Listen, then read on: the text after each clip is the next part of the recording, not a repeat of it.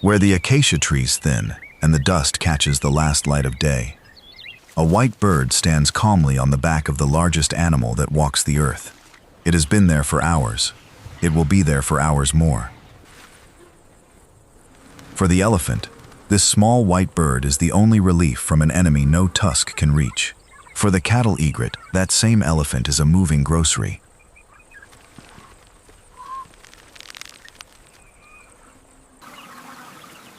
A walking hunting ground that never stops uncovering food.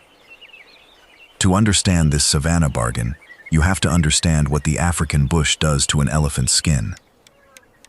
Ticks the size of grapes cluster behind the ears and between the toes. Flies lay eggs in wrinkles too deep for a trunk to reach.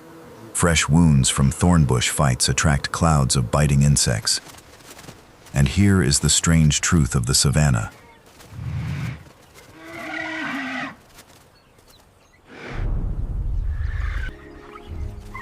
Six tons of muscle and memory, capable of leveling a tree, carries a burden it was never built to lift.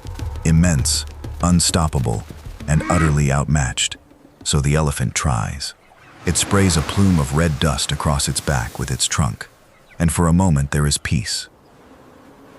Brief and thin, then the flies return in a black cloud. It wallows in a shallow mud pit, coating its wrinkled hide in a cool, damp shell. But the mud dries and cracks, and the ticks work loose again. It rubs its massive flank against the trunk of a baobab, splintering the bark. Nothing it does alone is ever enough, so it walks slowly, deliberately, toward a stretch of grassland where white shapes hover on quick wings.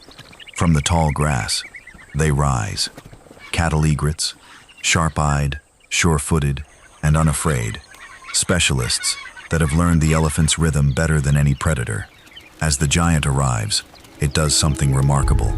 It slows to a stop, spreads its ears wide, and lowers its head to graze.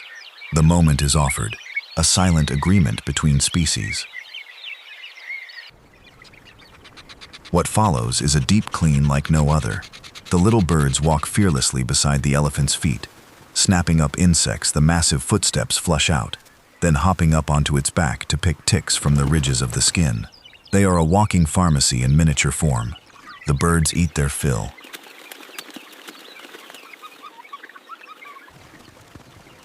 The elephant, at last, moves without the sting of biting flies. One eats, one is freed. Both win. This is the savanna's oldest partnership, the largest land animal on Earth, guided through the day by birds it could crush without noticing. Out here, the biggest lives are built by the smallest partners.